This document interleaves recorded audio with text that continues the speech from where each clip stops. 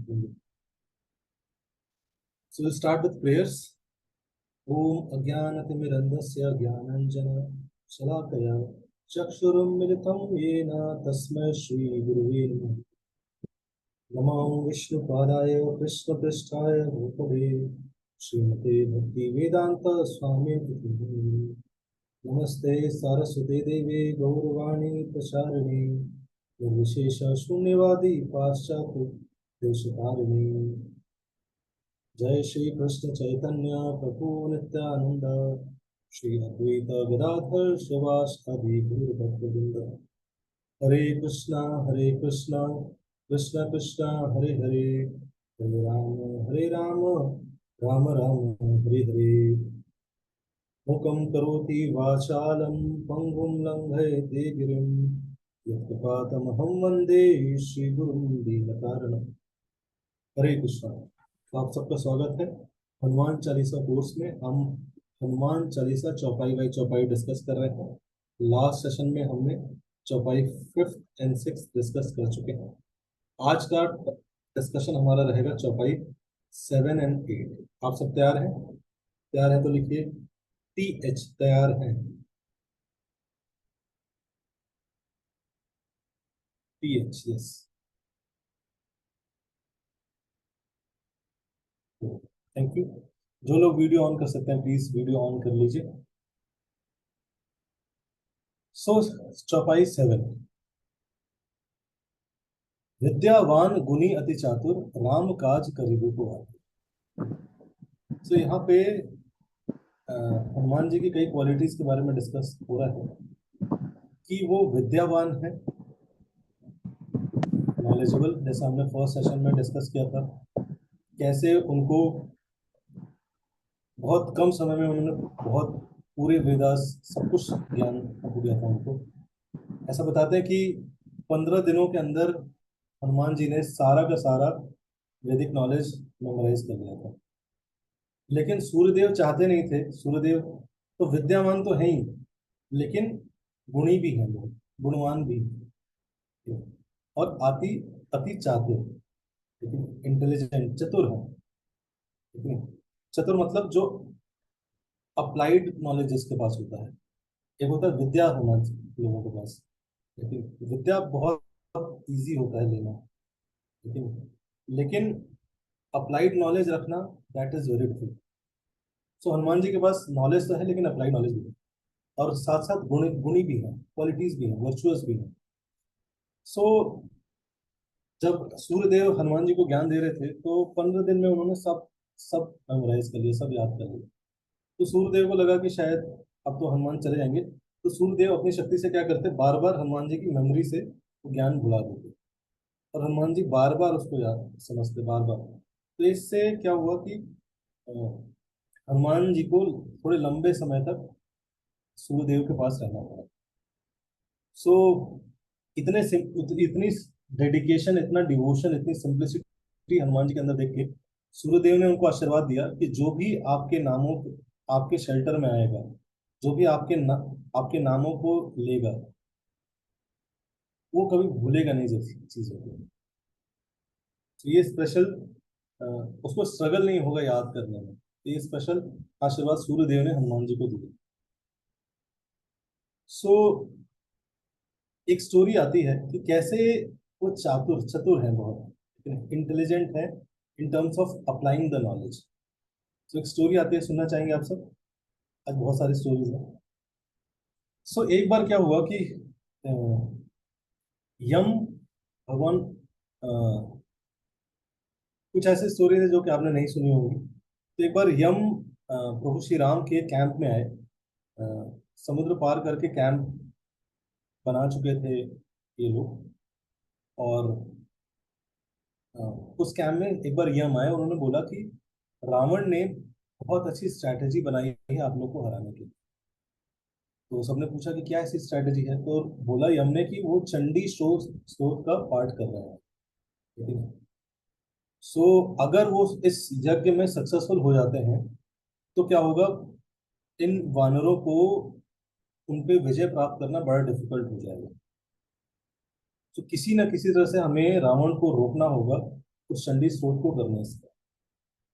सो जैसे ही राम जी को पता चला, राम जी ने मीटिंग बुलाई अपने सारे मिनिस्टर्स, लक्ष्मण, सबसे पूछा कि what action we should take. बड़े डिस्कशन के बाद उन्होंने बताया, बुलाया हनुमान जी को, बोला कि हनुमान ऐसा ऐसा प्रॉब्लम है, और I am giving you free hand, आप जो चाहे करो। जनरली इतना फ्री हैंड हनुमान जी को अभी तक मिला नहीं था। बोला कि मैं आपको फ्री हैंड देता हूँ हनुमान, आपको जो करना है करो, लेकिन इस प्रॉब्लम, उनका चंडी सोत बंद करवाओ। हनुमान जी जैसे ही सुने कि उनको फ्री हैंड मिला है, ही बिकेम वेरी हैप्पी। उनको लगा कि अब तो कुछ भी कर सकते हैं। तुरंत हनुमान जी ने क्या किया, एक छोटे से बी के बराबर साइज अपना कर लिया, और वो गए रावण की आर्मी में देखने के लिए, एनालिसिस करने के लिए क्या चल रहा है। तो देखे कि की रावण की तरफ वहां पे बहुत यज्ञ प्रोसेस हो रहा है, लेकिन जनरली ऐसा दिखता नहीं है रावण और यज्ञ करे। बहुत लोग शांति से बैठे हुए हैं, यज्ञ चल रहे हैं, मंत्रों का उच्चारण चल रहा है। सो राम जी पास गए तो देखा कि वहां पे ये जो यज्ञ था, बृहस्पति जी करवा रहे थे, जो कि देवताओं के गुरु हैं। तो राम हनुमान जी बड़े शॉक्ड हो गए कि बृहस्पति जी रावण की मदद क्यों कर रहे हैं, लेकिन वो तो देवताओं के गुरु हैं, और देवताओं ने ही भगवान को बोला कि रावण से हम परेशान है, आप आके हेल्प करिए। रावण देवताओं को ही परेशान करके रखा था, तो बृहस्पति जी क्यों हेल्प कर रहे हैं। सो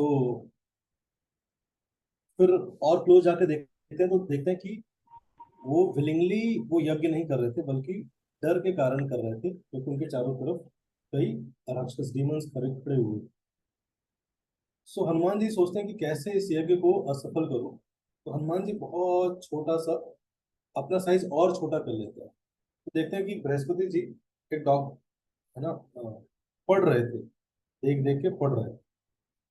सो वो जाते हैं अपना साइज बहुत छोटा कर लेते हैं, और जो वर्डिंग्स हैं उसके बराबर अपना साइज कर लेते हैं, और जाते हैं और अ, जो जिस बुक से, जिस लीफ से पढ़ रहे होते हैं, क्या करते हैं, कुछ लेटर्स जाके मिटा देते हैं। क्योंकि कई ऐसे रिचुअल्स होते थे पहले के, स्पेशली कर्म कांड के जो रिचुअल्स होते हैं, उसमें चीजों को करेक्ट करना, करेक्ट प्रोनाउंसिएशन बहुत मैटर करता है। तो कुछ लेटर्स को मिटा देते हैं, ये सोच के कि भाई इससे गलत पढ़ देंगे और उससे असफल हो जाएगा, चंडी जी नाराज हो जाएंगी।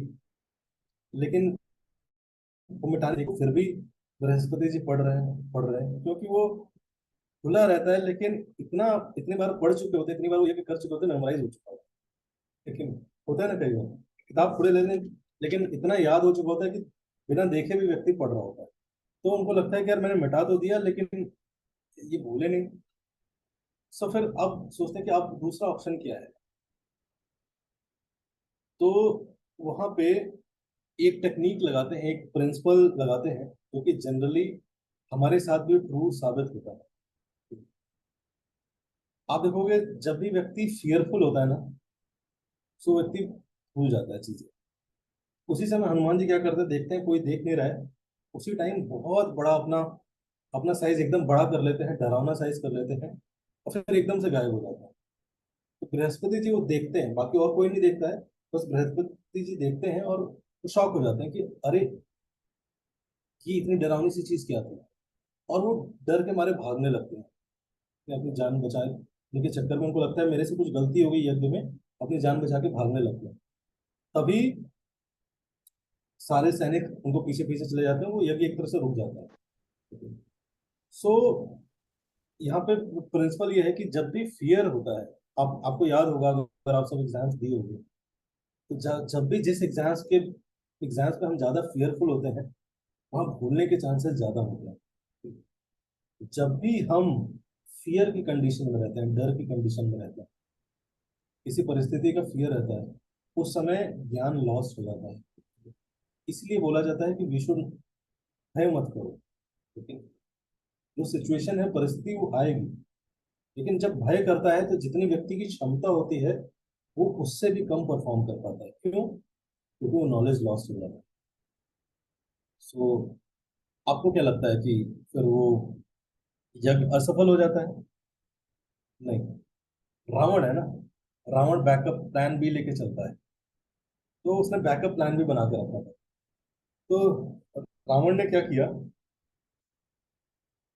उसने कुछ ऋषि मुनि ब्राह्मण रखे हुए थे कि जैसे ही अगर ये मना करेंगे कुछ होगा तो फिर इनसे करवाऊंगा। तो उन ब्राह्मणों को बुलाता है, बोलता है कि आप लोग अब कंटिन्यू करिए सारे ब्राह्मण आते हैं उसमें। कई सारे ब्राह्मण रहते हैं लेकिन एक छोटा सा ब्राह्मण रहता है, यंग ब्राह्मण, बहुत एंथुजियास्टिक रहता है। तो वो सब यज्ञ कर रहे होते हैं। ब्राह्मण देखता है तो कुछ ज्यादा ही एंथुजियास्टिक है ये ब्राह्मण, है ना, वो बार बार कह रहा होता है जय श्री रावण जय श्री रावण। ठीक है। और जितने भी सीनियर ब्राह्मण है सबकी जा जाके सेवा कर रहा होता है, कोई भी कुछ भी लाना है सामान तुरंत दौड़ के जा रहा है, ला रहा है, तुरंत सब कुछ कर रहा है। सब बड़े जो सीनियर ब्राह्मण, इतने सारे ब्राह्मण रहते हैं, उनको पता नहीं रहता है कि कहाँ से आए हमारे ब्राह्मण, लेकिन बड़े खुश रहते हैं, उनकी सेवा से बड़े सेटिस्फाइड रहते हैं। तो छोटू। सेवा से सेटिस्फाइड रहते हैं, तो पूछते हैं कि आपने हमारी इतनी सेवा की, आपको क्या चाहिए बताइए, हम आपको देंगे। तो जो छोटे ब्राह्मण रहते हैं वो बोलते हैं कि मैं चाहता हूँ कि जो आप ये मंत्र पढ़ रहे हैं, जय तुम देवी चामुंडे, जय भूत भूतर्थ कारिणी। ठीक है। इस कारिणी को हारिणी पढ़ दीजिए बस। तो उनको लगता है कि छोटी सी चीज है, कर देते हैं, मंत्र को चेंज। तो जैसे ही वो ये मंत्र पढ़ते हैं, तुरंत जो चंडी जी होती हैं तुरंत आकुश हो जाती हैं, फियर्सफुल हो जाती हैं, तुरंत क्या करती हैं, अटैक कर देती हैं, वहां पे जितने लोग रहते हैं सब डिस्ट्रॉय कर देती हैं। एक तरह से पूरा का पूरा जो प्रोसेस रहता है वो असफल हो जाता है। सो हनुमान जी के पास सिर्फ किताबी ज्ञान नहीं था। देखिए कैसे उन्होंने लेजेंडली प्रयास किया बिना लड़े, लेकिन कई बार लोगों को लगता है चीजें सॉल्व सिर्फ लड़के की जा सकती है, लेकिन इसे बोलते हैं कूटनीति। नीति, नीति पता होनी चाहिए कई बार, है ना, लाइफ में। अरे हर बार कन्फ्रंट करके चीजें नहीं की जाती, कई चीजें नीतियों के द्वारा की जाती है। इसलिए जब आप देखेंगे डिवोशनल, हम जब भगवत गीता पढ़ते हैं, रामायण पढ़ते हैं, और जब रियल वर्ल्ड में उतरते हैं तो बड़े कन्फ्लिक्ट्स आते हैं। ऐसा हुआ है, कन्फ्लिक्ट आते हैं कि अरे ये तो धर्म नहीं है, ये तो अधर्म है, ये अधर्म नहीं है तो धर्म है। सो क्या चीज सही है क्या चीज गलत है, ये बड़ी सब्जेक्टिव रहती है। इसलिए नॉलेज का एप्लीकेशन पढ़ने के लिए रामायण के साथ साथ महाभारत पढ़ना भी बहुत जरूरी है। ठीक है। अब जो महाभारत में भगवान ने किया वो क्या सही था या गलत था? कर्ण को बोला मार दो, सही था गलत था? आप अगर रामायण से कंपेयर करेंगे तो लगेगा गलत कर रहे हैं, तो भगवान को ये कैसे कर सकते? सो इसलिए सिर्फ ज्ञान पता होना सफिशिएंट नहीं कि रामायण में ये चीज किया गया है तो हम भी ऐसा करेंगे, नहीं सर। आप त्रेता युग में नहीं रह रहे हैं, आप कलयुग में रह रहे हैं। ठीक है ना? तो हम डिवोशन करते हैं, भक्ति समझते हैं, लेकिन हम त्रेता युग के प्रिंसिपल्स कलयुग में अप्लाई करने लगते हैं। ठीक है ना? तो कलयुग में जब अप्लाई करने लगते हैं, चीजें वर्क नहीं करते हैं, तो लगता है कि अरे ये क्या, ये तो कमजोर बनाने वाली चीज है, ये तो वीक बनाने वाली चीज है। इसीलिए कलयुग में क्या अप्लाई करना है उसको समझना है। कुछ कुछ आप महाभारत भी पढ़िए, नीति समझिए कि क्या नीति है। जैसे महाभारत में एक ही क्वेश्चन दो बार पूछा जाता है। ठीक है। महाभारत में क्वेश्चन, संजय और धृतराष्ट्र का संवाद हो रहा था, तो धृतराष्ट्र संजय से पूछते हैं कि क्या ज्यादा पावरफुल है, दैव या पुरुषार्थ? दैव मतलब हैंड ऑफ गॉड, वो ज्यादा शक्तिशाली है। पुरुषार्थ मतलब ह्यूमन एंडेवर। क्या डेस्टिनी ज्यादा पावरफुल है, ज्यादा डोमिनेंट है, या ह्यूमन एंडेवर ज्यादा डोमिनेंट? और सेम क्वेश्चन युधिष्ठिर भीष्म पितामह से पूछते हैं, सेम क्वेश्चन, और सेम क्वेश्चन के ऑपोजिट आंसर्स मिलते हैं महाभारत में। तो विदुर बोलते हैं धृतराष्ट्र को कि विदुर एक महाजन है, वो बोलते हैं धृतराष्ट्र को कि दैव ज्यादा शक्तिशाली है। और भीष्म पितामह वो भी महाजन है, वो युधिष्ठिर को क्या बोलते हैं कि ह्यूमन एंडेवर ज्यादा डोमिनेंट है, it is more powerful. Same question दो आंसर। कंफ्यूजिंग है। इसलिए कई बार लोग जब पढ़ते हैं कंफ्यूज हो जाता है स्क्रिप्चर्स पढ़ने में, अरे ये क्या, सेम क्वेश्चन दो आंसर।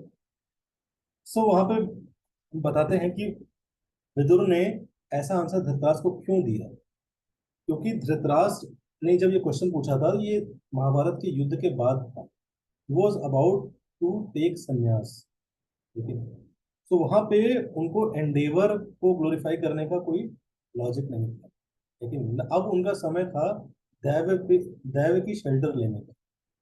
लेकिन जो युधिष्ठिर ने जब ये क्वेश्चन पूछा था, ये महाभारत के युद्ध से पहले पूछा था, लेकिन वहां पे वो दैव पे शेल्टर्ड होके बैठ नहीं सकते थे, कि वहां पे उनकी जरूरत थी अपने पुरुषार्थ को, अपने ह्यूमन एंडेवर्स को दिखाने।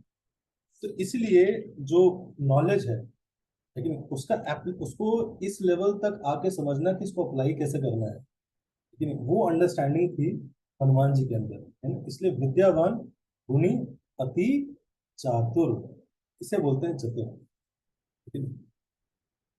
तो किस समय पे, किस प्लेस पे, किस व्यक्ति के साथ, किस सर्कमस्टेंसेस में क्या सिद्धांत अप्लाई करने हैं, वो एक्चुअल में मैच्योरिटी दिखाता है नॉलेज का। सेम नॉलेज आप सबको नहीं दे सकते।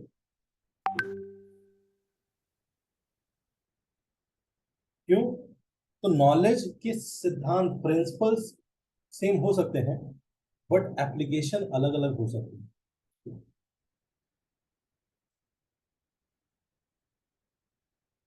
फिर नेक्स्ट आता है विद्यावान गुणी अति चातुर। विद्यावान है, गुणी है और चातुर, अप्लाइड नॉलेज में एक्सपर्ट। देन कम्स राम काज करिबे को आते। तो नॉलेज हमें इस लेवल तक पहुंच समझना चाहिए तो हम उसका एप्लीकेशन समझ पाए, और एप्लीकेशन हमेशा व्यक्ति टू व्यक्ति डिपेंड करता है। इसलिए लोग कई बार कंफ्यूज रहते हैं, आपस में लड़ाई करते हैं कि अरे ये क्या है ना, ये इस्कॉन वालों ने, हरे कृष्ण, ये इस्कॉन में जाके कंफ्यूज हो जाते हैं लोग, अरे यहाँ पे चाउमीन प्रसाद भी देते हैं, पिज्जा प्रसाद भी देते हैं।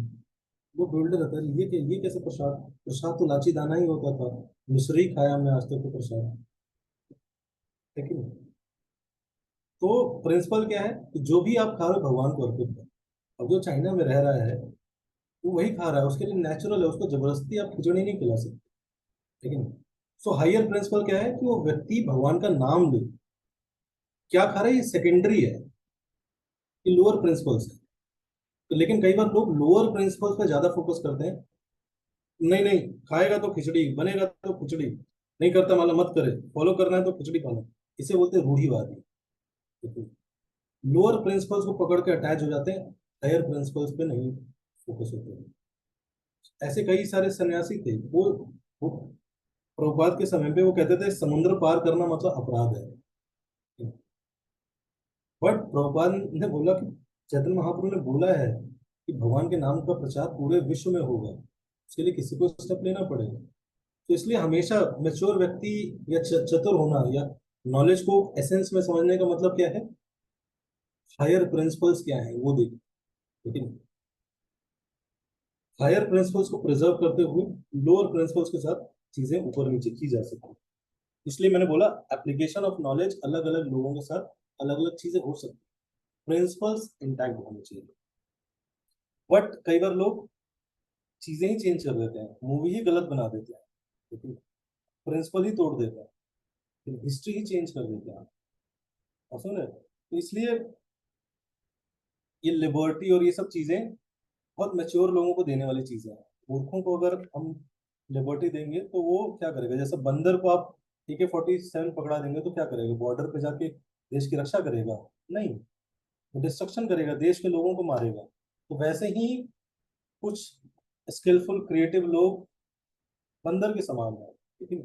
उनको ये सब फ्रीडम्स और ये सारी चीजें मिल जाती है, and they try to destroy those things. इसीलिए समझदार होना, नॉलेज को कैसे अप्लाई करना है, वो समझना बहुत जरूरी है। देन कम्स राम काज करीबे को आगे। लेकिन यहाँ पे एक स्पेशल क्वालिटी अलग ऐसे सीखने को मिल रही है।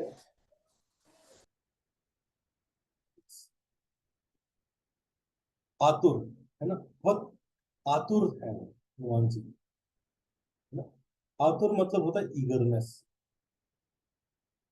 सो जहां पे भी ईगरनेस है, wherever there is eagerness, nature arranges all the possible opportunities. Without eagerness, it is very difficult to gain anything, achieve anything. किसी भी चीज को प्राप्त करना बहुत डिफिकल्ट है। तो यहाँ पे कह रहे हैं राम काज करी देखो आते। तो हम सबने तो काम काज तो सुना है, लेकिन काम काज कर लेते हैं, लेकिन यहाँ पे डिस्क्राइब हो रहा है राम काज करी देखो आते। सो इससे भी रिलेटेड एक स्टोरी है, लेकिन सो ये युद्ध कांड के बाद ये इंसिडेंट आता है कि जब भगवान वापस आ जाते हैं, सारे सुग्रीव सबकी आर्मी के साथ अयोध्या आते हैं, उनका पूरा स्वागत होता है। भगवान राम का कोरोनेशन हो जाता है, सीता राम पूरा अयोध्या टेक केयर करने लगते हैं। उसके कुछ समय बाद भगवान राम सुग्रीव और पूरी आर्मी को बुलाते हैं। तो कुछ दिनों तक उनको साथ रखते हैं, उनका बहुत टेक केयर करते हैं, रिसेप्शन देते हैं, अच्छे से उनकी सर्विस करते हैं। लेकिन कुछ टाइम बाद बुलाते हैं और बोलते हैं कि अब मैं चाहता हूँ कि आप सब किष्किंधा वापस जाइए, अयोध्या से किष्किंधा वापस जाइए, और अब वहाँ किष्किंधा को भी अच्छे से समृद्ध करिए, वहाँ पे भी धर्म बढ़ाइए। ये इंस्ट्रक्शन देते हैं भगवान राम। तो जैसे ही आर्मी और सुग्रीव और सारे लोग सुनते हैं, तो तुरंत अ, उदास हो जाते हैं। ठीक है, वो बोलते हैं कि हमारी इच्छा नहीं है अयोध्या जाने का, आपके बिना हम कैसे रह पाएंगे, इट इज वेरी डिफिकल्ट। तो भगवान उनको समझाते हैं। वो बोलते हैं कि जो किष्किंधा जगह है वो एक तरह से मटीरियलिस्टिक जगह है, ठीक है? हम स्पिरिचुअल वर्ल्ड में स्पिरिचुअल पर्सनैलिटी के साथ रहना चाहते हैं। सो भगवान राम कहते हैं कि जब किष्किंधा मटीरियलिस्टिक तब थी जब तक मैं वहां नहीं आया, ठीक है? अब किष्किंधा भी मेरी है, आप सब भी मेरे हो, तो अब वो भी मटेरियलिस्टिक नहीं रही। सो राम राज्य छोड़ के अब आपको राम काज करने जाना होगा। राम राज्य में आपने सिद्धांत सीखे, प्रिंसिपल सीखे, अब जाइए और वहां पे भी सिद्धांतों को लोगों को बताइए, लोगों को ट्रेन करिए। तो लगभग जितने भी लोग रहते हैं सब समझ जाते हैं, सब समझ जाते हैं कि कैसे किष्किंधा में भी जाएंगे, वहां वो जो कुछ भी कार्य करेंगे वो एक तरह से सब कुछ भगवान का ही है, तो भगवान की ही सर्विस में वो लगे रहेंगे। तो सब लोग समझ जाते हैं, दो लोगों को छोड़। लेकिन एक आप गेस करिए कौन होगा, गेस करिए चलिए, कौन दो लोग हैं जो कि इस बात पे एग्री नहीं करते, बाकी सब।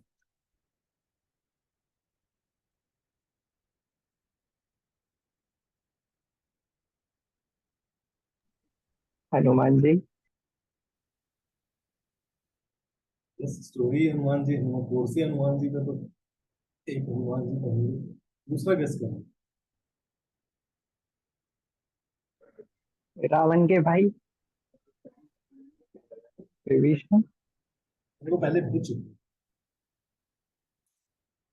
दूसरे हैं अंगद। सो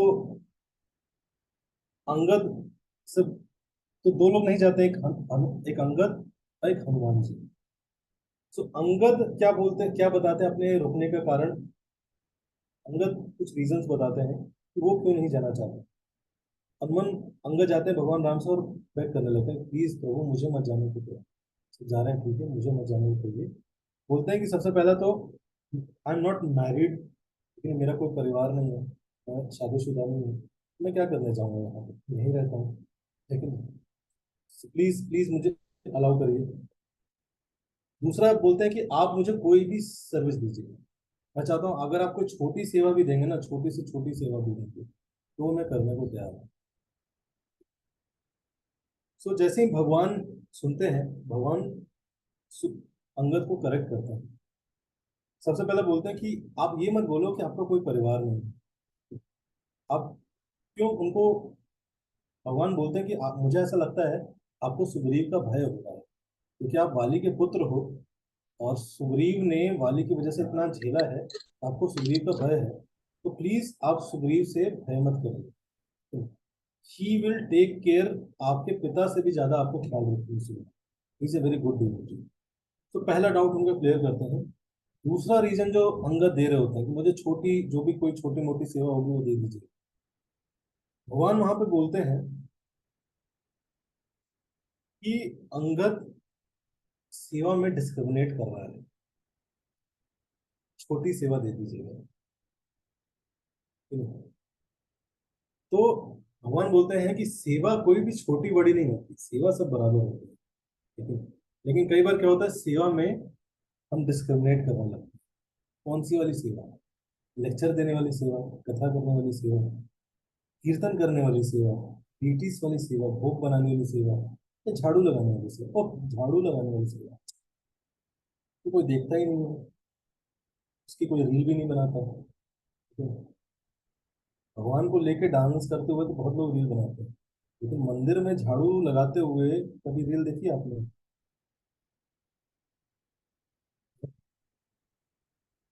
बर्तन धोते हुए मंदिर में, जूठे गंदे बर्तन धोते हुए कभी रील देखी है? तो बहुत खुशी खुशी कर रहा हो और रील बना रहा हो उसकी। क्यों?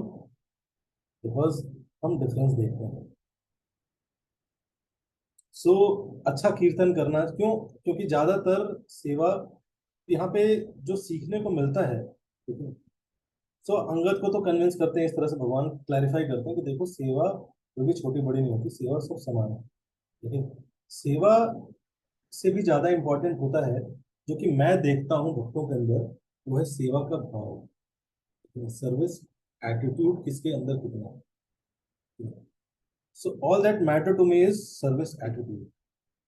बाकी हम दूसरे जो है हनुमान जी, तो हनुमान जी को भगवान बोलते ही नहीं है जाने के लिए, और हनुमान जी भी पूछते ही नहीं है कि मुझे जाना है या नहीं जाना है। वो एक अनसीन एग्रीमेंट, अनसेड एग्रीमेंट उनका दोनों के बीच का है, नहीं अब नहीं जाने वाला, मैं अब आप ही के साथ रहने वाला। इतना स्ट्रांग रिलेशनशिप रहता है। तो यहाँ पे भगवान बहुत इंपॉर्टेंट प्रिंसिपल बताते हैं सर्विस एटीट्यूड के बारे में। सो शास्त्रों में कई जगह भगवान बताते हैं कि अगर व्यक्ति के अंदर कितने भी अनर्थ हैं, अगर उसके अंदर ईर्ष्या है, लेकिन उसके अंदर लस्ट है, लेकिन उसके अंदर इल्यूजन है, कोई भी कमियों से अगर भक्त घिरा हुआ है, स्टिल वो मेरी सेवा कर सकता है, और मैं उसकी सेवा एक्सेप्ट करता हूँ। लेकिन अगर किसी के अंदर प्राइड है, आई की भावना, मैं, आई हैव डन इट, भगवान क्या करते हैं, जैसे ही ये भावना आती है भक्तों के अंदर, भगवान उसको एक्सेप्ट नहीं करते। एक ये चीज है जो भगवान इसको एक्सेप्ट नहीं करते, इनका, राइट।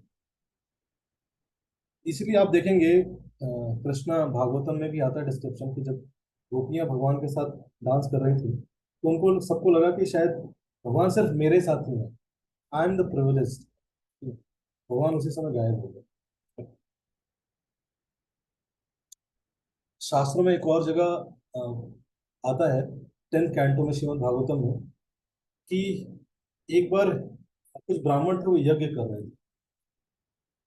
तो उसी समय भगवान को भूख लगी, तो उन्होंने अपने फ्रेंड्स गोप कुमार को बोला कि आप जाओ थोड़ा वहां पे, मुझे भूख लगी है, कुछ मेरे लिए लेके आओ। तो वहां जाते तो देखते बहुत सारे फल लगे हुए हैं, बहुत सारे सब कुछ, खाना लड्डू सब कुछ है। तो सारे ग्वाल बाल बोलते हैं कि अरे हमारे कृष्णा को भूख लगी है, ये सब क्या रखते हो तो।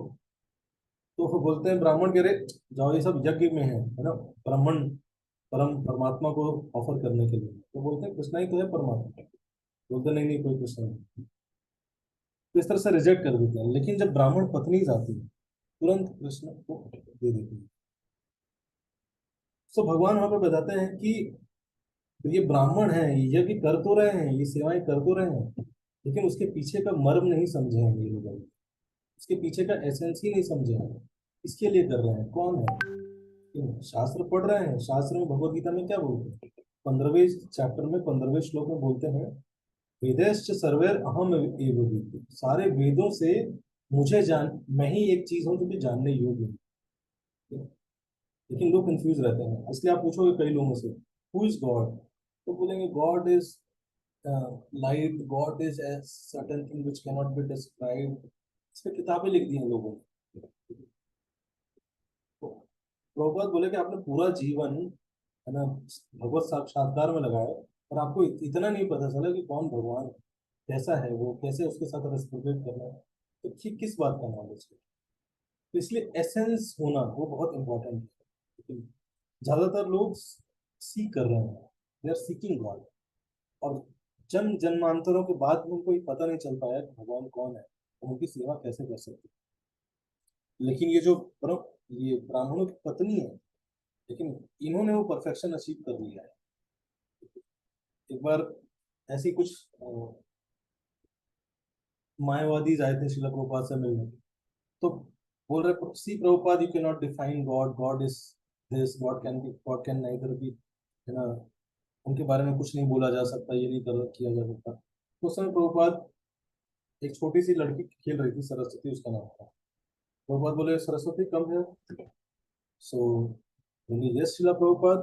बोले कि do you know who God is? बोले yes Srila Prabhupada. Tell me who is God.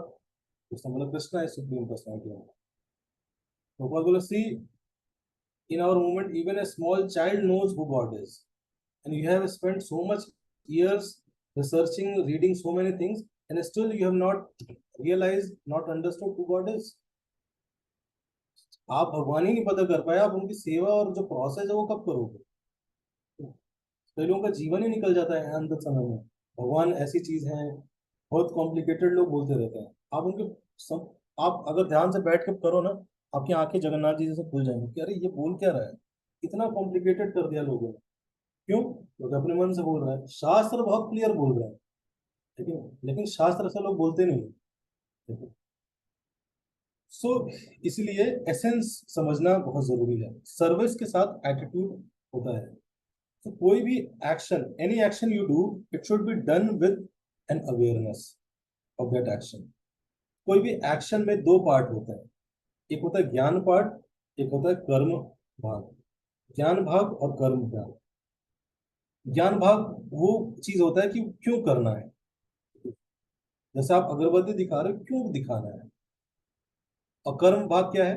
ऐसे दिखाना है, 4 बार ऐसे करना है, 3 बार ऐसे करना है, 2 बार ऐसे करना है, 7 बार ऐसे करना है।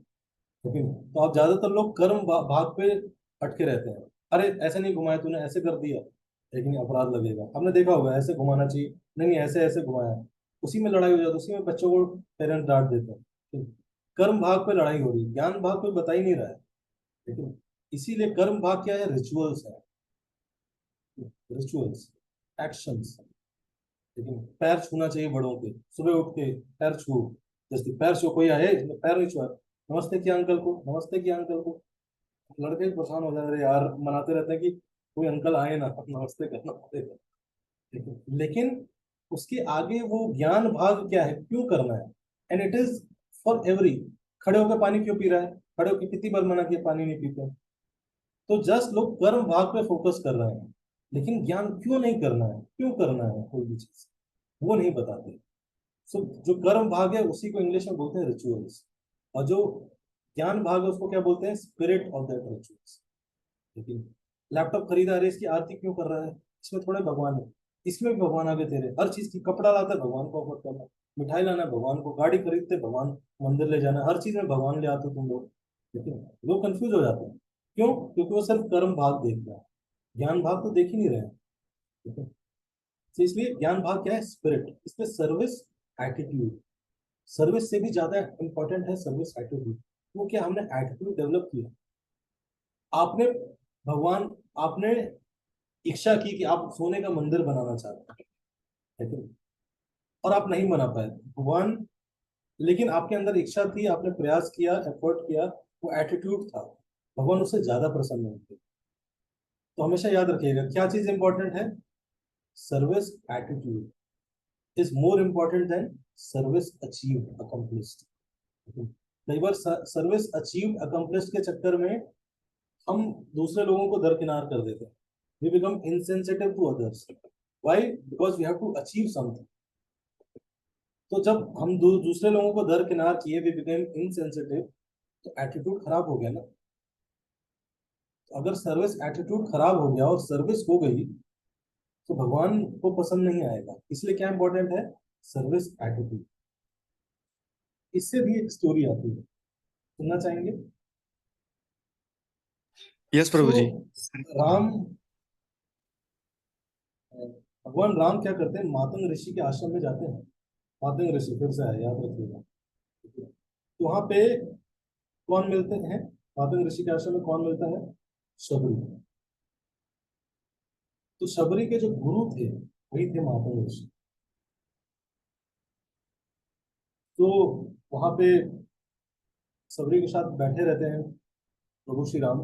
तो बताते हैं कि हम रास्ते में आ रहे थे कि कौन से ऐसे वृक्ष वृक्ष लगे हुए हैं आपके रास्ते में कि उससे बहुत अच्छी खुशबू आ रही है, फ्रेग्रेंस आ रही है, सुगंध आ रही है। सो शबरी उनको बताती है, सबसे पहले जैसे उन वृक्षों को देखती है प्रणाम करती है उसे। बोलती है कि ये जो वृक्ष है ना, ये मुझे प्राप्त हुए मेरे पथ प्रदर्शक गुरुओं की वजह से। ठीक है? पथ प्रदर्शक गुरु मतलब जिस जो हमें रास्ता दिखाते हैं, सीनियर, जो भी हमारे वरिष्ठ सीनियर डिवोटीज हैं, तो उनकी कृपा से ये मुझे प्राप्त है। सो बताते हैं कि हमारे ऋषि आश्रम में माता ऋषि जब रहते थे तो आश्रम में कई सीनियर शिष्य थे माता ऋषि के। जैसे होते हैं ना, कुछ लोग कई 30-40 साल से प्रैक्टिस कर रहे हैं, कुछ लोग होते हैं जो नए नए आते हैं। तो बताते थे कि जब भी कुछ ऐसी सेवाएं होती थी, लकड़ी काट के लाना है, फल तोड़ के लाना है, भारी भारी सेवाएं हैं, जिसमें मेहनत वाली सेवाएं, जिसमें पसीना बहता था, तो कुछ ऐसे जो माता ऋषि के शिष्य थे वो क्या करते थे, हमेशा आतुर रहते थे उन सेवाओं को करने के लिए। ज्यादातर जैसे समय बीतता जाता है तो हम सीनियर होते जाते हैं, लेकिन अपने आप सीनियर हो जाते हैं। 2-3 साल बाद आप सीनियर होंगे, लेकिन नए लोग। तो क्या लगता है कि ये वाली सेवाएं जो होती है ना, जिसमें उठाना है, काटना है, तोड़ना है, ये सब लगता है अरे तुम लोग नए लोग करो। जैसे सीनियर हम हो गए, अब हमें क्या करना चाहिए, हमें कुछ अलग वाली सेवा है। लेकिन जो उनके सीनियर शिष्य थे वो क्या करते, वो कभी भी नए लोगों को नहीं बोलते, खुद जाके करते थे। क्यों? क्योंकि उनके अंदर वो भाव था, सर्विस एटीट्यूड। तो उनको मातंग ऋषि ने जब देखा कि पूरे पसीने पसीने हो रखे थे, फिर भी वो सेवा कर रहे हैं। कई लोग तो ऐसे थे जिनकी उम्र हो चुकी थी, बूढ़े हो चुके थे, फिर भी वो करते थे। सो मातंग ऋषि ने आशीर्वाद दिया उनको कि जहां जहां भी आपका पसीना गिरा है वहां पे कुछ ऐसे वृक्ष प्रकट होंगे जो कि पूरे आश्रम को सुगंधित करेंगे। और वो सुगंध किस चीज की होगी? आपके अंदर जो सेवा भाव है। तो व्यक्ति को फ्रेग्रेंट, सुगंधित बनाता है क्या? फ्रांस का परफ्यूम नहीं, लेकिन उसके अंदर कितना सेवा भाव है, service attitude, that makes a person attractive.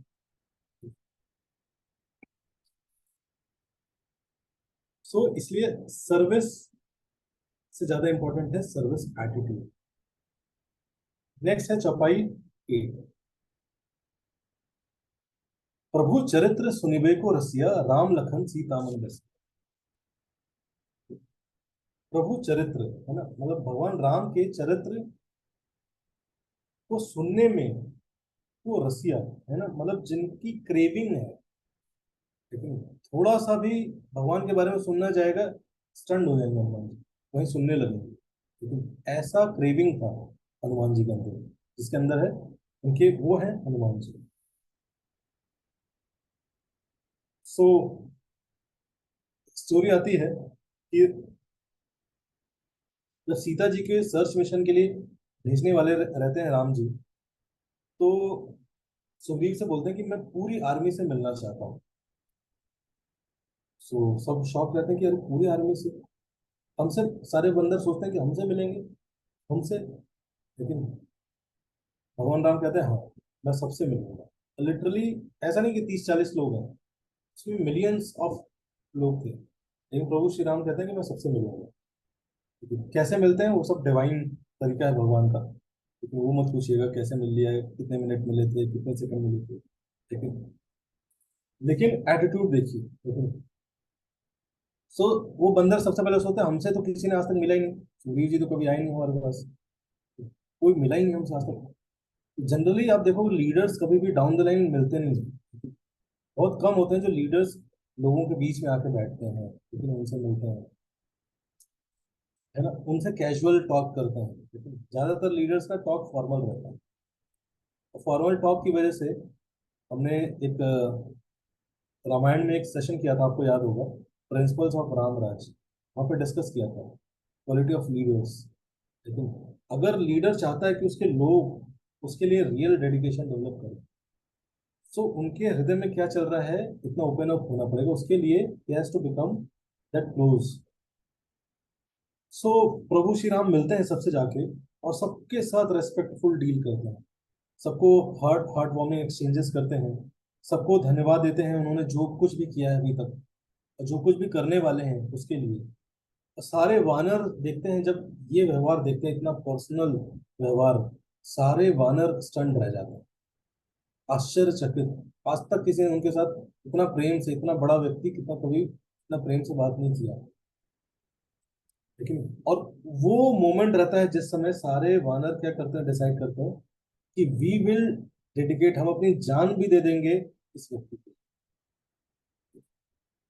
The dedication comes from love, pure love. So उस समय सारे कहते हैं कि हम अगर हमें पूरा जीवन भी देना पड़े हम दे देंगे, लेकिन हम प्रभु श्री राम की सेवा करेंगे आज के बाद। Salary is not the big motivation. इसलिए आप अगर लिंक्डइन का रिसर्च पढ़ोगे तो लिंक्डइन का रिसर्च बताता है कि 54% जो एम्प्लॉयड लोग हैं वो अपनी जॉब्स को हेट करते हैं और अपनी जॉब को छोड़ना चाहते हैं कहीं ना कहीं। High paid employees, they are not satisfied with work. लेकिन और सबसे ज्यादा मोटिवेटेड लोग, पैशनेट लोग, काम के लिए लोग जो इंस्पायर्ड रहते हैं, वो किसी भी कंपनी के नहीं है। वो लोग हैं ही नहीं जिनको 3 लाख, 5 लाख, 10 लाख रुपए सैलरी मिलती है। रिसर्च में पता चला कि जो लोग एनजीओ के लिए काम करते हैं ना, जो लोग स्पिरिचुअल ऑर्गेनाइजेशंस के लिए काम करते हैं, उनके अंदर ज्यादा पैशन होता है, वो छुट्टियां नहीं ढूंढते हैं। लेकिन क्यों? Because they are working for higher cause, higher purpose, and their love is involve.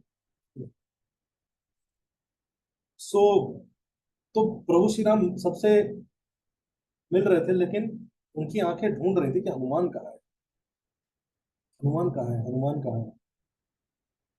सो उसी समय हनुमान जी आते हैं और तुरंत चरण पकड़ लेते हैं प्रभु श्री राम के। जैसे ही चरण पकड़ते हैं प्रभु श्री राम के, हनुमान जी, तो राम जी झुकते हैं उनको ऐसे उठाने के लिए। और जैसे ही उठाने के लिए झुकते हैं तो उस टाइम उनका शोल्डर पकड़े हुए होते हैं, और प्रभु श्री हनुमान जी राम जी का पैर पकड़े हुए। उसी मोमेंट पे हनुमान जी बोलते हैं कि मैं चाहता हूं कि ये मोमेंट कभी खत्म ना हो, मैं इसी पोजीशन में पूरे के पूरे जीवन भर रहना चाहता हूं। क्यों ऐसा बोलते हैं? तो वो बोलते हैं कि हनुमान जी चरण पकड़ रहे हैं, मतलब he is taking shelter of lord. And Hanuman ji, sorry, भगवान राम हनुमान जी का कंधा पकड़ के उठा रहे हैं। इसका मतलब है लॉर्ड इज एम्पावरिंग हिम। सो अगर हमारी लाइफ में ये दो चीजें होती रहती हैं कि हम भगवान का शेल्टर लेते रहते हैं, और भगवान से उस शेल्टर लेने की वजह से हमारे अंदर एम्पावरमेंट, पावर, शक्ति आती रहती है, then we can do anything. So Hanuman ji का हमेशा एटीट्यूड क्या है कि कुछ भी करने के लिए मुझे क्या चाहिए, भगवान का एम्पावरमेंट चाहिए। अब लाइफ में हम, आप देखो, कहीं ना कहीं अपनी लाइफ को बहुत मोल्ड करने का प्रयास करते हैं कि भगवान मेरी लाइफ ऐसी होनी चाहिए, मेरा पैशन ये, मेरी लाइफ ये, मेरा ऐसा ये। लेकिन इकिगाई, ये पैशन, लेकिन कई चीजें लोग लाइफ में करना क्या है, क्या करूं, क्या करियर चुनूं, बड़ा कंफ्यूजन है आजकल, है ना। और कुछ लोगों को नहीं है तो अगले 2-3 साल में होगा, क्या करना है, किससे क्या करना है। इसलिए प्रभुपाद की प्रेयर्स अगर आप सब पढ़ पाओ, पढ़ना चाहिए। प्रभुपाद ने भी बहुत चीज ट्राई की, लेकिन लास्ट में क्या बोला कि I am just puppet in your hands, make me dance. भगवान, मैं आपको समर्पित करता हूँ अपना जीवन, अब आप मेरे से जो करवाना चाहते हैं कराइए। तो जिस दिन हम भगवान के इंस्ट्रूमेंट बन जाते हैं, उस दिन अब हमारे ऊपर नहीं है सब कुछ, भगवान के ऊपर है। सो इसीलिए वो हनुमान जी बोलते हैं कि ऐसा पोजीशन चाहिए कि हमेशा जीवन भर इस परिस्थिति में रहता हूँ, मैं आपके शेल्टर ले रहा हूँ और आप मुझे एम्पावर कर रहे हैं। क्योंकि अगर आप करोगे तो कितना ही कर पाओगे, लेकिन भगवान आपसे करवाएंगे तो आप कितना कुछ कर सकते हो। लेकिन फिर भी ये सुनने के बाद राम जी सोचते हैं थोड़ा हनुमान जी का टेस्ट लेता हूँ। बोलते हैं कि हनुमान, एक तो तुम सबसे लेट आए हो, इतना लेट आए हो, इतना लेट आए हो कि जितना मेरा स्टॉक था आशीर्वाद देने का सब खत्म हो गया, अब क्या दूं मैं तुम्हें, मेरे पास तो कुछ बचा ही नहीं, सब तो बांट दिया मैंने, लेट क्यों आए। तो हनुमान जी बोलते हैं कि मैं जानता हूँ भगवान, आपकी सारे बड़ी बड़ी जो चीजें थी आपने सब कुछ दे दिया है, वो सब एग्जॉस्ट हो गया है, लेकिन कुछ छोटी छोटी चीजें आपके पास बची हैं, वो मैं लेना चाहता हूँ आपसे। तो ये सुन के राम जी शॉक हो जाते हैं कि यार छोटी चीज क्या बची है मेरे पास। राम जी टेस्ट ले रहे होते हैं, लेकिन हनुमान जी के से राम जी सोच में पड़ जाते हैं। तो बोलते हैं आपके पास बड़ी बड़ी चीज, नॉलेज दे दिया होगा आपने, विजडम दे दिया होगा आपने, पावर दे दिया होगा आपने किसी को, वेल्थ दे दिया होगा किसी को, फेम दे दिया होगा किसी को, कोई बात नहीं, बड़ी बड़ी चीजें चाहिए नहीं होगी।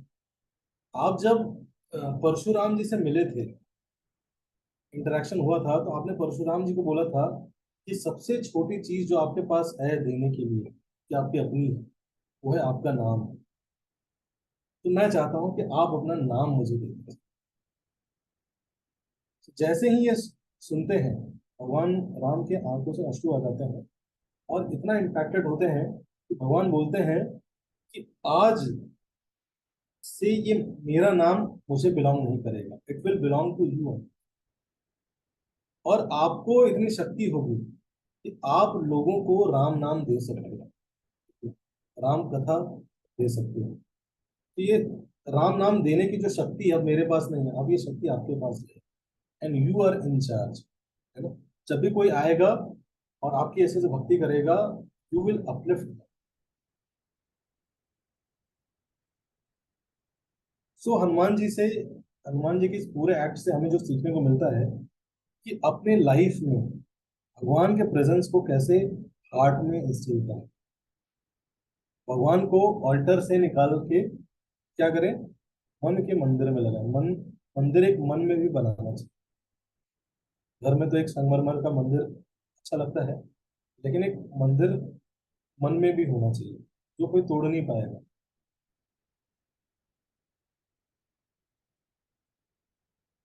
सो प्रभु चरित्र सुनिबे को रसिया।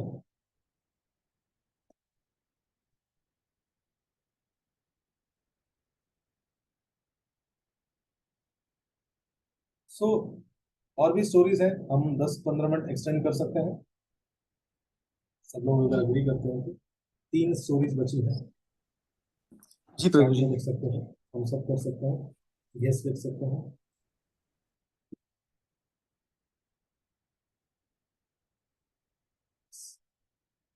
तो प्रभु चरित्र सुनिबे को रसिया, मतलब भगवान के नाम, तो भगवान ने अपना नाम दिया, और ये तो राम जी ने दिया, लेकिन बट हनुमान जी ने लिया कैसे, इस पे स्टोरी है। सो रामायण खत्म होने के बाद सब कुछ, भगवान राम, लक्ष्मण, सीता सब अयोध्या में रह रहे हैं, हनुमान जी के साथ रह रहे हैं। उस समय शिव जी और पार्वती जी आते हैं मिलने के लिए, और वहाँ पे प्रीति भोज एक तरह से ऑर्गेनाइज होता है, जहाँ पे शिव जी पार्वती जी आए होते हैं, अयोध्या में बैठे होते हैं महल में। तो उस समय पार्वती जी ढूंढ रही होती है, पार्वती जी देखते हैं कि ये हनुमान नजर नहीं आ रहा, हनुमान कहाँ है। ये हनुमान जी की इतनी ग्लोरी सुनी हुई होती है कि कहते हैं कि हनुमान नजर नहीं आ रहा। तो प्रभु श्री राम बोलते हैं कि अ, अगर आपको हनुमान जी को ढूंढना है तो आपको महल में कभी नहीं दिखेगा हनुमान, गार्डन वार्डन में जाके देखिए, वहां दिखेगा। तो पार्वती जी और शिव जी बोलते हैं कि हम देख के आते हैं, मिल के आते हैं हनुमान जी से। वो जाते हैं, तो महल से बाहर निकल के गार्डन की तरफ जाते हैं। तो वहाँ देखते हैं कि बहुत ध्यान से हनुमान जी सो रहे हैं, रेस्ट कर रहे हैं। एक पेड़ है, आम का पेड़ है, कई सारे बहुत सुंदर सुंदर पेड़ लगे हुए हैं, उसमें आम का पेड़ है। उसके नीचे लेट के हनुमान जी क्या कर रहे हैं, सो रहे हैं। सो शिव जी उससे उसी समय ध्यान देते हैं कि जब हनुमान जी सो रहे होते हैं तो वो स्नोर कर रहे होते हैं।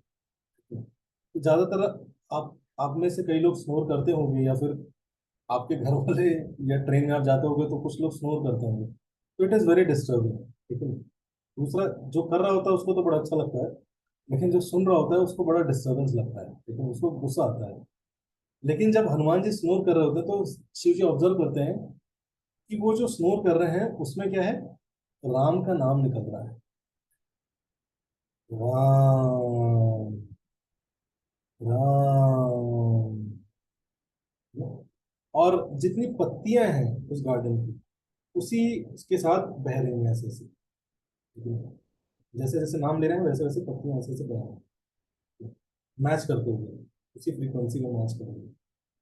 तो जैसे ही देखते हैं शिव जी डांस कर, उनको लगता है कि अरे ये तो कीर्तन चल रहा है यहाँ पे, इतना अच्छा भगवान का नाम कर रहे हैं, पत्तियां पेड़ सब साथ दे रहे हैं, तो मैं शांत कैसे खड़ा रह सकता हूँ। शिव जी को जाते हैं, शिव जी डांस करने लगे। पार्वती जी सोचती है, मैं भी कैसे, संकीर्तन चल रहा है, मैं कैसे शांत रह सकती हूँ। पार्वती जी भी चले जाती हैं। जब शिव जी पार्वती जी को डांस करते ऊपर देखते हैं तो गंधर्व, है ना, विद्याधर, सब सारे देवी देवता सब प्रकट होकर सब डांस करने लगते हैं। हनुमान जी सो रहे हैं, सब डांस कर रहे होते हैं। अब अंदर भगवान राम और सीता जी वेट कर रहे होते हैं कि ये लोग गए, आए क्यों नहीं। तो लक्ष्मण जी आते हैं, सीता जी बोलते हैं कि आप जाओ जरा शिव जी और पार्वती जी को बुला लाइए। तो लक्ष्मण जी जाते हैं तो देखते हैं कि यहाँ तो संकीर्तन मूवमेंट चल रहा है, संकीर्तन चल रहा है, तो लक्ष्मण जी भी ज्वाइन कर लेते हैं वहाँ पे। फिर भरत जी को भेजती हैं, तो भरत जी जाते हैं तो देखते हैं कि वो भी संकीर्तन मूवमेंट में ज्वाइन हो गए। अब राम और सीता जी डिसाइड करते हैं कि अब हम दोनों चलते हैं, देखते हैं क्या ऐसा ऐसा क्या हो गया पार्क में, गार्डन में, कि कोई जा रहा है वापस ही नहीं आ रहा, जा रहा है वापस ही नहीं आ रहा। सो वो जाते हैं तो देखते हैं, तो भगवान राम देखते हैं कि हनुमान है वो सो रहा है, और उनके स्नोरिंग से भगवान के नामों का जप निकल रहा है, और सब लोग उससे प्रभावित होकर डांस कर रहे हैं। तो अब प्रभु श्री राम बड़ा संकोचवश जाते हैं हनुमान जी के पास, और उनको ऐसे हिलाते हैं थोड़ा सा, और वो जगाते हैं। सो उनको जगा के फिर लेके आते हैं इसी तरह से। तो सीता जी थोड़ा सा रुष्ट रहती हैं कि सबको सबको भेजा, सबको डिस्टर्ब कर दिया। अब और बहुत राम राम करते रहते हो। आज आपको, हनुमान जी का आदत रहता है कि सबसे लास्ट में वो खाते थे। सो सीता जी बोलते हैं नहीं, आज आपको सबके साथ बैठ के खाना होगा, लेकिन स्टार्टिंग में ही खाना होगा। तो हनुमान जी बड़े संकोच कर रहे थे, मैं अपने सीनियर के साथ, बड़ों के साथ बैठ के कैसे खाऊंगा, बड़ा मुश्किल है मेरे लिए। तो सीता जी कहते नहीं, आज तुम बहुत बड़े दास बने रहते हो, आज तुम्हें साथ बैठ के खाना है। हनुमान जी कहते हैं ठीक है, आप कहती हैं तो आपका, आपकी आज्ञा सिरोधार्य। हनुमान जी बैठ जाते हैं।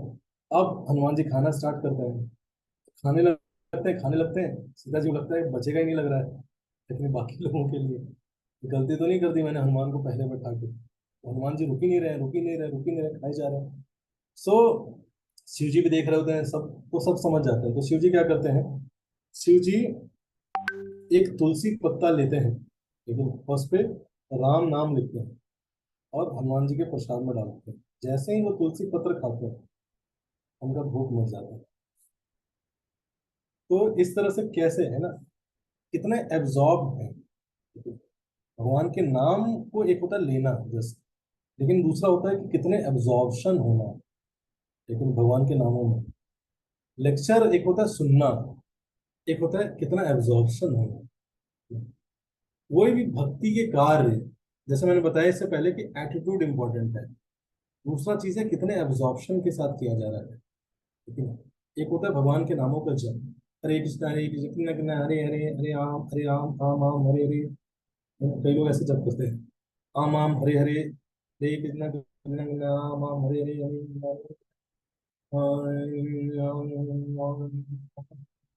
मंत्र समझ ही नहीं आता।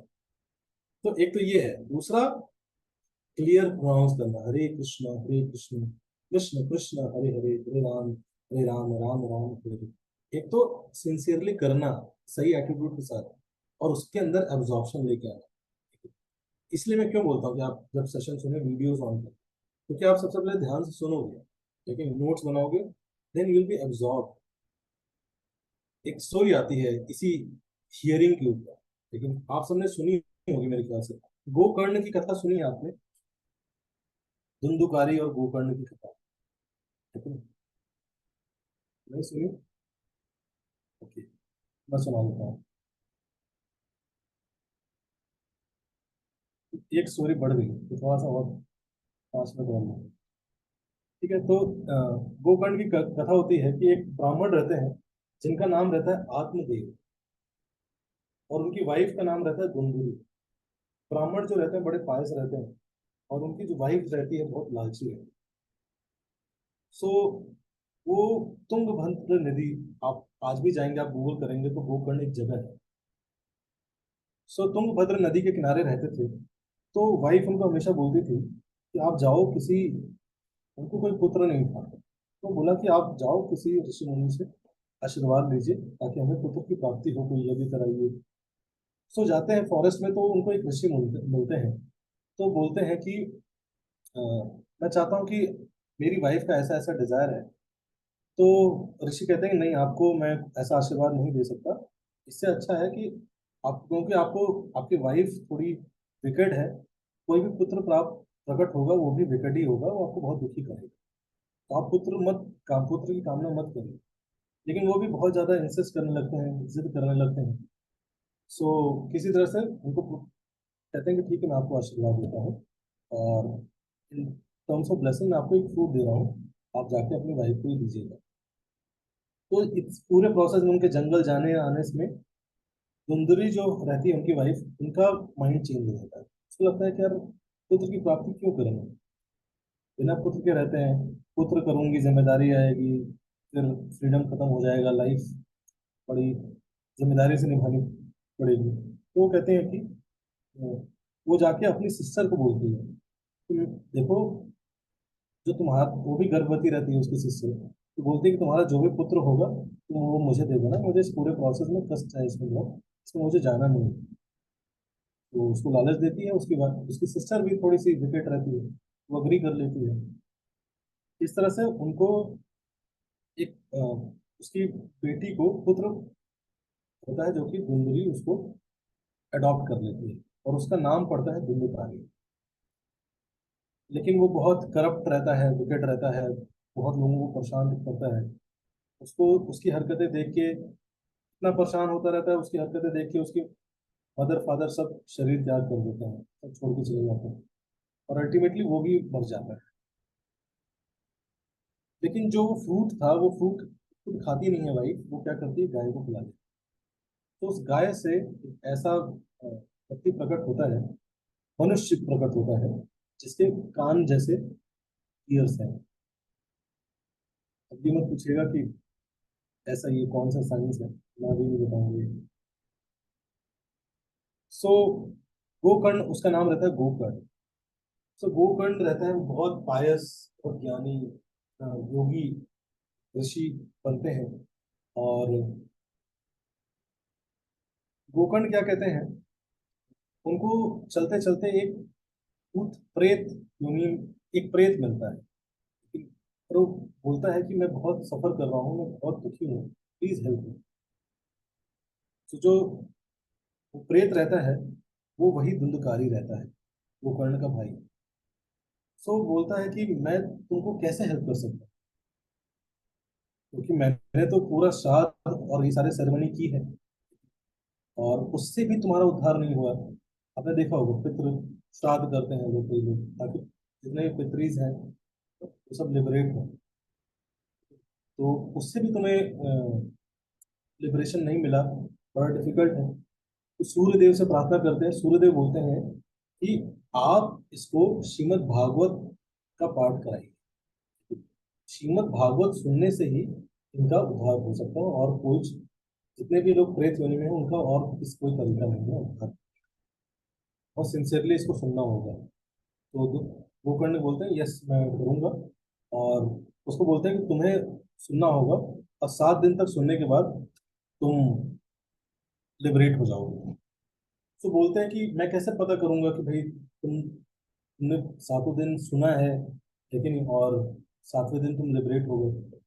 तो उसने बोला कि I will enter into a bamboo tree, है ना। और बैम्बू में आपने देखा होगा हर कुछ कुछ टाइम पे एक नॉट्स होते हैं।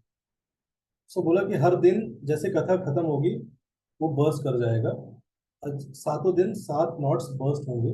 उसके बाद अगर 7 नॉट्स बर्स्ट हो जाते हैं इसका मतलब मैं लिबरेट हो गया हूँ, मैं अपनी शक्ति से उसको बर्स्ट कर सकता हूँ। बोलते हैं ठीक है।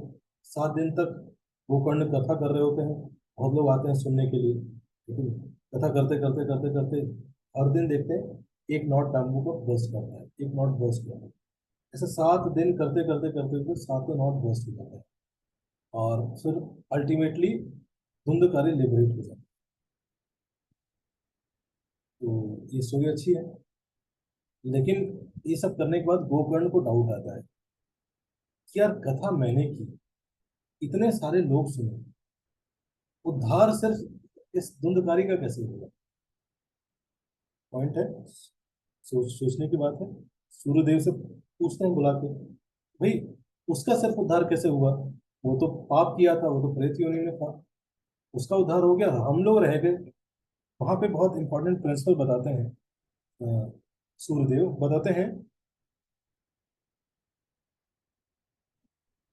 कि कौन कितना सुन रहा है उससे मैटर नहीं करता, लेकिन उस चीज में एब्जॉर्प्शन किसका है।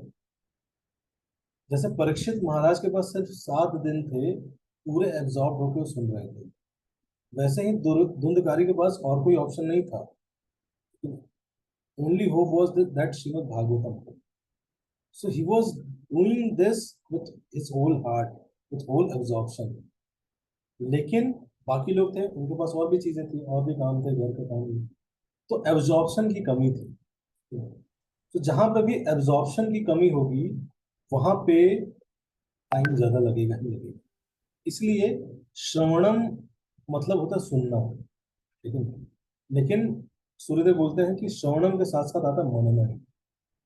आपने सुना, उस पर मनन कितना किया, चिंतन कितना किया, लेकिन उसको उसमें आप कितना एब्जॉर्ब हुए, वो चीज बहुत इंपॉर्टेंट है।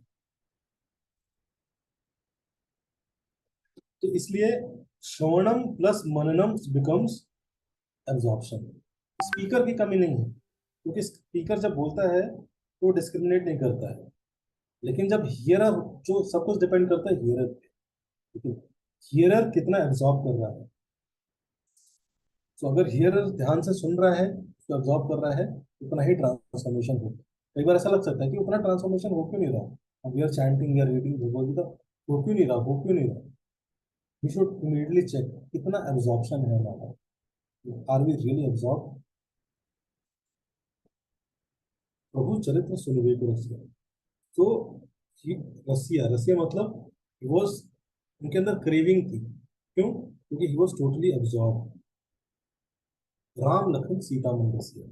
So this is the last. After this I will conclude. So जब पूरा रामायण का युद्ध खत्म हो गया उसके बाद सब अयोध्या में आ गए, तो अप्रिसिएशन सेरेमनी चल रही थी, सबको बुलाया गया और सबको अवार्ड्स दिए जा रहे थे उनके नेचर के हिसाब से, उनके स्वभाव के हिसाब से एक्नॉलेजमेंट मिल रहा था किसने क्या क्या किया। तो उसी समय हनुमान जी को बुलाया गया सबसे लास्ट में, सबको अवार्ड मिल गया उसके बाद सबसे लास्ट में, ऐसा नहीं होता मैन ऑफ द मैच, उस तरह से बुलाया गया हनुमान जी को लास्ट में। और उनके बारे में खूब सारे डिस्क्रिप्शन हो रहे थे, इन्होंने ये किया, इन्होंने ये किया, इन्होंने ये किया, लेकिन सब वेट कर रहे थे। और फिर जब आई प्राइज देने के बारे में, तो सीता जी ने क्या किया, अपना स्वयं का हीरो का नेकलेस निकाल के हनुमान जी को दे दिया। सो सब हैरान की इतनी बड़ी चीज सीता जी के गले की माला हनुमान को मिल गई, इससे बड़ी चीज क्या हो सकती है। लेकिन हनुमान जी ने क्या किया, हनुमान जी ने उस जैसे ही हीरे की माला मिली, तो हनुमान जी ने क्या किया, तुरंत उसको हीरे को तोड़ा उन्होंने, शक्ति से तोड़ा, उन्होंने देखा उसमें कुछ ढूंढने लगे, कुछ उसमें मिला ही नहीं, फिर पूरी माला तोड़ दी उन्होंने। सारे देख के हैरान किया, अरे ये हनुमान कर क्या रहा है, ये सही में बंदरों वाली हरकतें क्यों करने लगा ये हनुमान। लेकिन सारे मोती निकाल निकाल के तोड़ के देख रहे हैं, खोल रहे हैं, तोड़ रहे हैं, खोल रहे हैं, तोड़ रहे हैं, उसमें जो ढूंढ रहे हैं, मिल ही नहीं रहा, मिल ही नहीं रहा, मिल ही नहीं रहा। सो सब पूछे, राम और सीता जी भी हैरान से होगा। उन्होंने पूछा, उन्होंने बोला कि आप क्या ढूंढ रहे हो, इसमें क्या नहीं मिल रहा। उन्होंने बोला कि इसमें मुझे सीताराम नहीं मिल रहा है। इसमें सीताराम कहाँ है? तो एक ऐसे ही बंदर ने काउंट करते हुए बोला कि अरे तो सीताराम चाहिए तो सबसे पहले बाहर क्यों ढूंढ रहे हो, अपने हृदय के अंदर ढूंढो, मन के अंदर ढूंढो। तो उसी समय हनुमान जी क्या करते हैं, अपना हार्ट खोल के दिखाते हैं। आपने सुना होगा, एक पास में फोटो भी दिखती हुई है। तो उसी समय हनुमान जी अपना हार्ट खोल के दिखाते हैं, और उसमें दिखाते हैं कि कैसे उनके सीताराम उनके हृदय में है। सो राम लखन सीता मन बसे, हमेशा भगवान हनुमान जी के मन में बसते हैं। और मन में बसने का मतलब क्या है हमारे लेवल पे, लेकिन अगर मैं बोलूं कि क्या हमारे हृदय में भगवान है, तो आप मत करना ऐसे, है ना। लेकिन हमारे मन में बसने का मतलब क्या है, लेकिन तो एक बार ऐसे ही डिस्कशन होने लगा सीता जी राम में, कि हनुमान किससे ज्यादा अटैच है, सीता जी से, किसके प्रति ज्यादा डिवोशन है हनुमान के ऊपर, या राम जी से। एक बार दोनों ने सोचा हनुमान जी का टेस्ट लेते हैं। तो एक बार हनुमान जी को राम जी ने बोला कि मेरा सर दर्द कर रहा है, थोड़ा मुझे फैन कर। जैसे ही जाके फैन करने लगे, तुरंत सीता जी बोला कि मुझे बहुत तेज प्यास लगी, अभी मुझे पानी चाहिए। तो हनुमान जी कंफ्यूज हो गए, अब क्या करूं।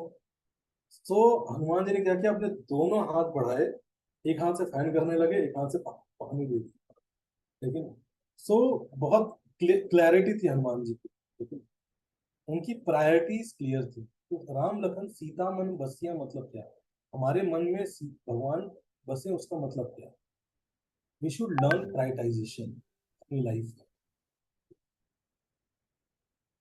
प्रायोरिटी में मन में बसाना मतलब प्रायोरिटी में रखना। इसलिए लाइफ में सिर्फ भगवान नहीं, हम कोई भी कार्य कर रहे हैं, सिर्फ प्रायोरिटी सेट करना बहुत जरूरी है। जब हम सुबह उठते हैं तो सबसे पहले चीजें क्या करते हैं, क्या हम वो चीजें करते हैं जो कि लाइफ में सबसे ज्यादा इंपॉर्टेंट है, सबसे ज्यादा सब्सटेंशियल है, या वो चीजें करते हैं जिसका कोई वैल्यू नहीं है। जैसे कि 100 रील देख लिया हमने, न्यूज़पेपर पढ़ लिया, है ना, रशिया यूक्रेन सब पढ़ लिया, टेलीविजन देख लिया, नेटफ्लिक्स देख लिया, अमेजन प्राइम देख लिया, सारा का सारा समय चला गया। और जो चीज जो कि सबसे इंपॉर्टेंट है, जो कि वैल्यू ऐड कर सकती है हमारी लाइफ, जिससे हम हैप्पी एंड सेटिस्फाइड फील करते हैं, क्या होता है, उन चीजों के लिए समय नहीं बचता है। होता है ऐसा। तो इसीलिए सब, सबसे इंपॉर्टेंट लाइफ में क्या है, अपनी प्रायोरिटीज क्लियर करना। आपकी लाइफ में क्या चीज है जो कि आपकी सब्सटेंशियल है, it makes you happy, it makes you worth worth it. उन चीजों को हमेशा ज्यादा प्रायोरिटी दें बाकी चीजों के कंपैरिजन में। और जितना ही आपको आपकी प्रायोरिटीज क्लियर रहेंगी, उतना ही आपको आपका लाइफ का फोकस क्लियर रहेगा। लाइफ में फोकस क्लियर क्यों नहीं रहता, क्योंकि प्रायोरिटीज क्लियर नहीं रहती। इसलिए मन बसिया मतलब हमें ये चेक करना चाहिए कि क्या भगवान हमारी लाइफ में प्रायोरिटी में है या बाद में है। तो जितने भी लोग हैं, आप सबके लाइफ में डेफिनेटली राम लखन सीता हनुमान मन बसिया है, तभी आप सब यहाँ बैठे हैं। So thank you so much. आज हमने डिस्कस किया कुछ कंसेप्ट के बारे में, हमने कई सारी स्टोरी डिस्कस की, लेकिन 4 मेजर कंसेप्ट के बारे में हमने डिस्कस किया। पहला था नॉलेज, अप्लाइड नॉलेज पता होना, एप्लीकेशन ऑफ नॉलेज। दूसरा हमने डिस्कस किया सर्विस एटीट्यूड के बारे में, लेकिन सर्विस से ज्यादा इंपॉर्टेंट क्या है, सर्विस एटीट्यूड।